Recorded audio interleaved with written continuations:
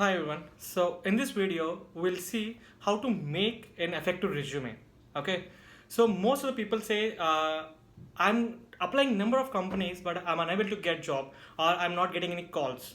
So the reason behind that is your resume is not effective.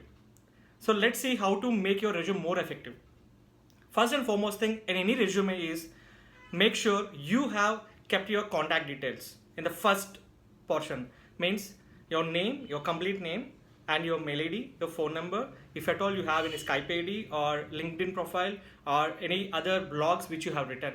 So first, these all points should be at the top of your resume.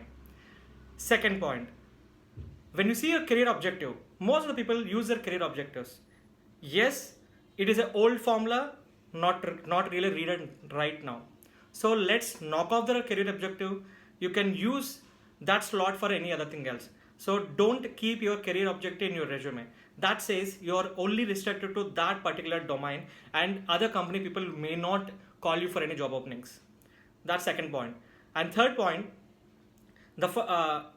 you have to keep all your experience in one single line at the top of your resume. Why do you want to keep your experience at the top of your resume in one single line?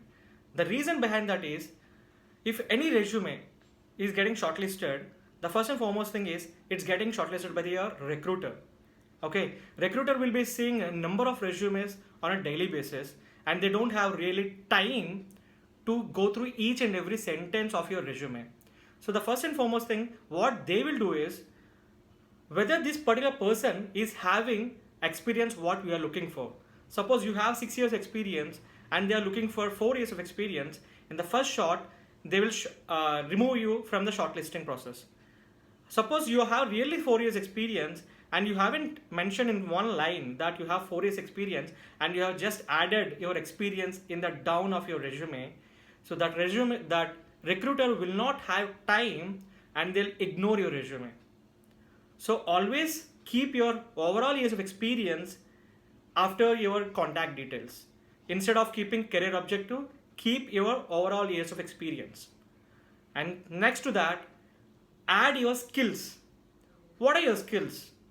You can be professional skills or technical skills or anything related to your job profile, which can shortlist your resume to get a call for a next round. Okay, and third, so after discussing these all points, now let's come to your experience part. So what are things you are going to discuss in experience? You have to discuss few things. What are the few things? Your experience should start from your latest company. Okay, what are your latest company? Like suppose you have changed from 3 to 4 companies or 5 to 6 companies, whatever it may be. The current company which you are working should come at the first of your resume, okay, and followed by the earlier companies. Suppose you started with A, B, C, D, and now right now you're in D company. So start with D and then C and then B and then A. So your experience should flow in this way. At the same time, you have to mention one thing at the side of your company profile. So you say you keep it as D, and side to D, what you have to do is, when did you start career in this particular company and when did you end that? Suppose you don't need to mention the dates exactly, but months and years are mandatory. Okay, so D, you have worked, suppose let's assume you're working from D from January 2020. So to till date. So you have to keep D bracket January 2020 to till date, and so on. And your roles and responsibilities should follow in the same way. So D, your roles and responsibilities, C, roles and responsibilities, B, roles and responsibilities, and A, and go on. So that's how you have to do it. And after that, what you have to do, your achievements are important. So whatever achievements you have in your corporate experience or whatever you have achievements you have acquired, so those all need to be mentioned in a very clear manner with the dates. So these are mandatory with the dates.